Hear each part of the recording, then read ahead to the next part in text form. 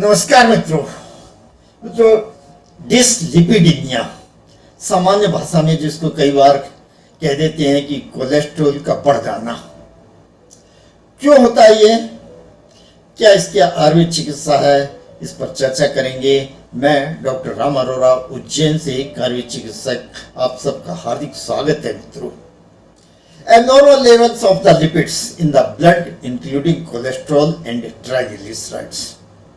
जो ट्राइग्लिसराइड्स और कोलेस्ट्रॉल का जो सामान्य लेवल है उसका एबनॉर्मल असामान्य हो जाना ही डिसलिपिडीमिया होता है, या जिसे कि कहते हैं कि कोलेस्ट्रॉल बढ़ गया। लिपिड्स एक बहुत ही महत्वपूर्ण मॉलिक्यूल्स हैं जो कि शरीर की कोशिकाओं यानी कि सेल्स के ऊपर की मेम्ब्रेन बनाते हैं और एक एनर्जी मॉलिक्यूल्स की तरह कार्य करते हैं, लेकिन इनका असंतुलन खतरनाक। ये लिपिड्स दो तरह के, कोलेस्ट्रॉल और ट्राइग्लिसराइड। कोलेस्ट्रॉल भी दो, जिसे कि हाई डेंसिटी यानी कि अच्छा वाला और लो डेंसिटी यानी कि खराब वाला बोलते हैं। खराब वाले यानी कि लो डेंसिटी वाले कि यदि वैल्यू बढ़ जाती है तो उससे आर्टरीज के बीच में प्लेक यानी थक्के बनने की संभावना बढ़ जाती है और हाई डेंसिटी इस संभावना को कम करता है। ट्राइग्लिसराइड्स के बढ़ जाने से जो आर्टरीज हैं, रक्त कोशिकाएं, रक्त वाहिनियां हैं, उसकी दीवार मोटी हो जाती है, हार्ड हो जाती है, जिसकी वजह से हार्ट अटैक, हार्ट डिजीज या स्ट्रोक इत्यादि की संभावनाएं होने लगती है। सामान्य वैल्यू आप देखेंगे जो बुरा वाला लो डेंसिटी वाला है उसकी 100 मिलीग्राम पर डेसीलीटर से कम वैल्यू होनी चाहिए, और हाई डेंसिटी जो कि अच्छा वाला है उसका 60 मिलीग्राम पर डेसीलीटर या इससे अधिक वैल्यू होनी चाहिए। कुल कोलेस्ट्रॉल जो है 200 मिलीग्राम से कम और ट्राइग्लिसराइड जो है 150 मिलीग्राम पर डेसीलीटर से कम होना चाहिए। अब क्या कारण है और रिस्क फैक्टर क्या है इसके? एक तो आहार, बर्गर, पिज्जा इत्यादि फैट्स से तली गली चीजें का अधिक सेवन, आनुवंशिकता हिस्ट्री मिलती है इसमें, परिवार में किसी को होना, और मोटापा विशेषतः पेट के आसपास की चर्बी इसके लिए खतरनाक है। सेडेंटरी विलासितापूर्ण जीवन, कोई शारीरिक एक्टिविटी नहीं, खाया पिया सो गए, लेट गए।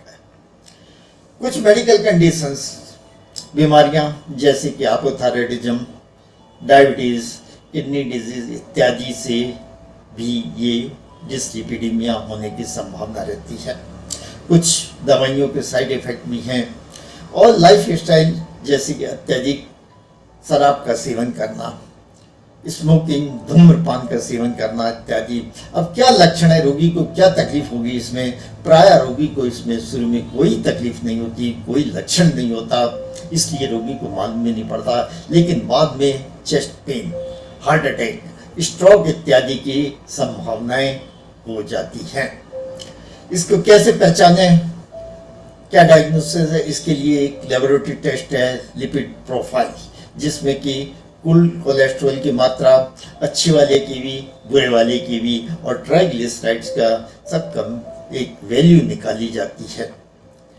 आयुर्वेद अनुसार ये कफ दोष की वृद्धि के कारण होता है, जो कि मेद धातु को का असंतुलन कर देता है, जिसका के कारण मुख्यतः जठराग्नि की मंदता के कारण है।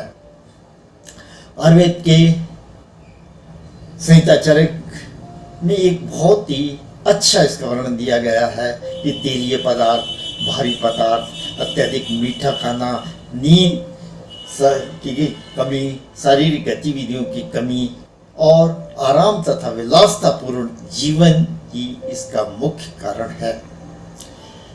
आयुर्वेद मैनेजमेंट इसका कैसे करें? सबसे पहले तो आहार में परिवर्तन, तली गली चीज़ों का उपयोग बंद कर दें, लाइफ स्टाइल नियमित रूप से एक्सरसाइजेज, योग, व्यायाम, प्राणायाम करें, और कुछ जड़ी बूटियां, हर्बल रेमेडीज हैं जिन्हें कि आप में भोजन में भी सम्मिलित कर सकते हैं और वैसे भी ले सकते हैं, जैसे कि हरिद्रा हल्दी, पुनर्वा, पिपली, मुस्ता, अश्वगंधा, लहसुन, काली मिर्च, अदरक, गुग्गुल, अर्जुन और कुछ बनी हुई आयुर्वेद की औषधियाँ जैसे कि त्रिसड़ादिलो, त्रिकटु चूर्ण, त्रिफला चूर्ण, आरोग्यवर्णी, व्यवसादी वटी, कांचनार, गुग्गुल इत्यादि, जिन्हें कि आप अपने चिकित्सक से परामर्श के द्वारा उपयोग कर सकते हैं।